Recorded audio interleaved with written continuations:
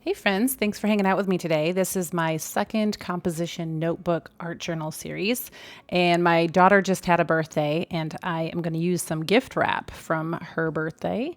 And first, I'm opening up a brand new set of Posca markers that I got from Amazon Prime Days, which I learned afterward was kind of a scam. Like it was, marked down 50%, but then they marked it up like 50% before they put them on sale.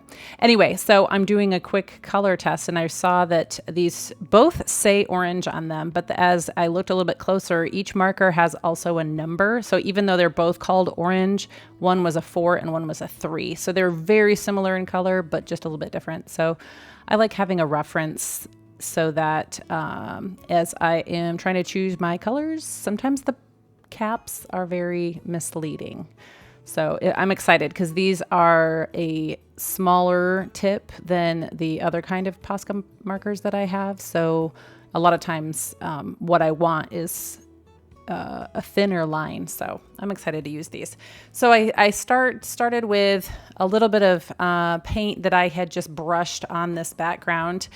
But I loved this gift wrap that my daughter got a gift in for her birthday. And so I'm thinking of ways I can collage it onto the background, or maybe just use some of the flowers as a focal point. And so I really like this kind of bouquet, and I'm just trying to figure out how I want to use it. That's quite a large focal point to take up for the whole page, but I don't know. So I thought, well, maybe I'll add some of the colors. So I found this like pale yellow that I thought matched some of the flowers. And so I'm filling in a little bit more in the background. And then I also got this opaque, like a pearlescent in the clearance aisle.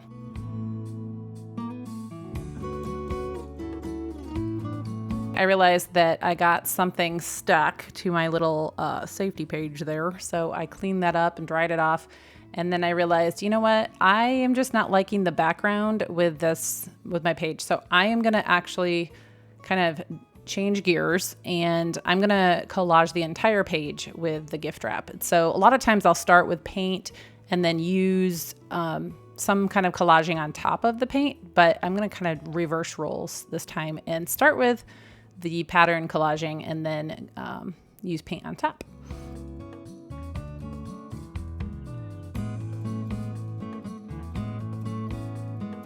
So I want to take a minute to thank you guys for those of you who make comments or like or subscribe and support my little hobby here. I really appreciate the feedback I got from BB Blessed. I think her name is Tamara.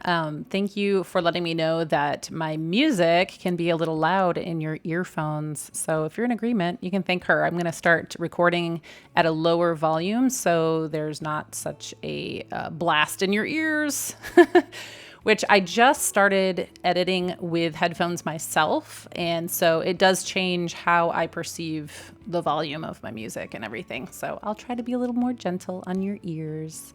And I've had a lot of people say that they would rather listen to me chatter away. So I will try to entertain you with my thoughts. So I'll comment on what I'm doing here. I'm filling in almost all, but I like keeping just a little bit of the composition graph paper peeking through here and there.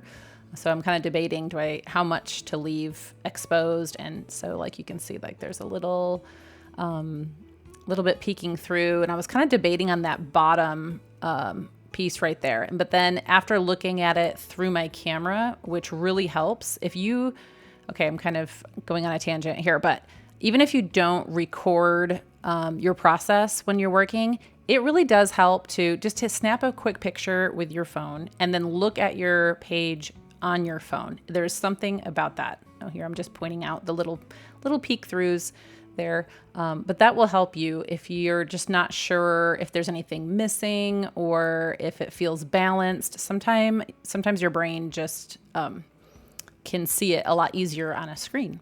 And then I've also heard that you can also just turn your page at different angles, and that will also help your eye to see anything that pops out.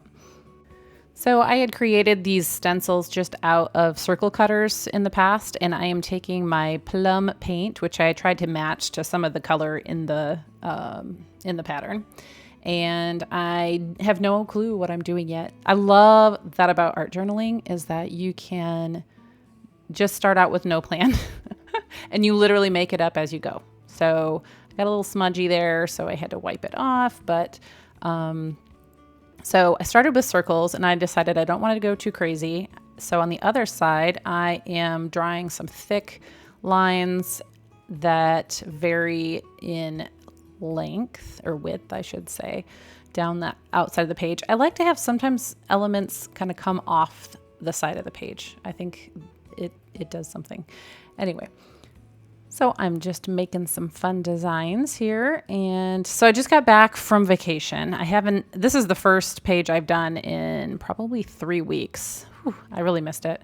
It's funny how you get out of a process or a ritual, routine, habit, whatever you want to call it, and it feels almost foreign to you at first. And so it was interesting that I actually, I was really excited mentally, but then I was also I don't know, almost avoiding it. Do you guys ever do that? It was weird. I had to make sure I got all my other things done that, you have to do when you come back from vacation. And I kept looking forward to my art time, but I felt like I had to just almost force myself just to get the ball rolling. And then, of course, as soon as I did, I was back into my element. So I love it. Okay, so now is when my little key comes in handy to look at, okay, what colors are going to look good with my plum that are going to pop out. So I've chose those 4 colors, which all are very similar to some of the lighter colors in the background. And then I used a piece of parchment paper and a Sharpie to draw out my writing first to make sure it would fit. So I've done this a few times, and it's a really handy tool if you're trying to fit text in a certain spot, just to make sure you're not going to run out of room. And because I did a few other quotes and it just did not even fit there. And so I managed to make this work. The meaning of life is to find your gift, and the purpose of life is to give it away. Pablo Picasso. I don't really know a lot about Picasso other than his blue period, and he was a cubist, and I could recognize some of his artwork, but I know nothing about him personally. So I'm always a little leery when I quote somebody that oh, I might just love this quote, but maybe everything else that they believe is totally contrary to what I believe. I don't know. But I'm just going to go with a quote for now, because I think a gift is something that God gives you, an ability that maybe you haven't even discovered yet. So the meaning of life is to figure out what your gift is and then give it away so that others can be blessed. So to embellish my thick lines over here, I'm just going to create patterns of marks. So start with a line and then circles and then dashes and then loops. And then if I repeat that on each line, then it kind of has this cohesive feel.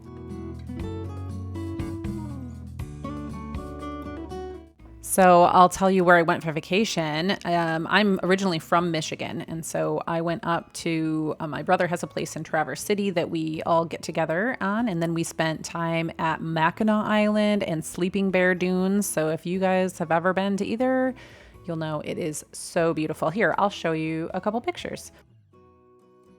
So you can only get to Mackinac Island from a ferry from Mackinac City, and then I think there's another place. This is the Mackinac Bridge, which connects the upper and lower peninsulas of Michigan. This is the Grand Hotel, which is built in 93 days. It also has one of the longest porches, ever, I don't know, and there's 2 movies filmed there.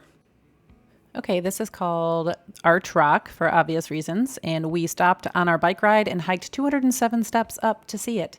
And there's an 8-mile bike ride around the shore of the whole island. It is beautiful. That's my son right in front of me. So we went on a carriage-drawn tour because there are no motorized vehicles on the island. There's only horses and bicycles. I think they have 5 vehicles on the whole island, and they're all emergency vehicles. Okay, this concludes Erin's little slideshow of Mackinac Island. There's a little bit more of the city and the view and the water. It's beautiful. If you get a chance, you should go. Okay, back to doing art. Oh yeah, that's what we were doing. I forgot this isn't a travel video. Oh, I didn't show you any pictures from Sleeping Bear Dunes. You have to see that too. Okay, I'll make it really quick for those of you who don't really care. First, you hike up this really tall hill, and then there's a hill after hill after hill after hill, and we're like, well, we can see Lake Michigan, and there's my kids jumping up in the air like they're really cool, like they're flying. And then here's a different area where if you go down and you can't get back up, it costs $3,000 to rescue you. And this is the view from the lookout. Isn't it gorgeous? That's Lake Michigan. Doesn't it look like it's like tropic or something? It's so blue. Okay, now I'm done. And we're back to art journaling. Oh yeah, that's why you came. You'll have to tell me in the comments if you enjoyed my little slideshow or if you're like, just leave your travel photos to yourself. Okay, so as promised, I am not going to blast your eardrums with loud music, so I will catch you at the end.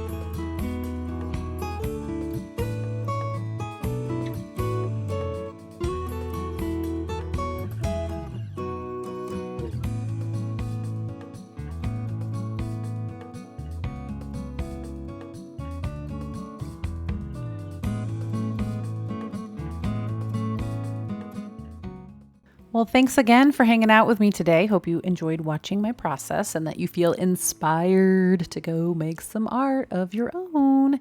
And until then, I pray you have a blessed day.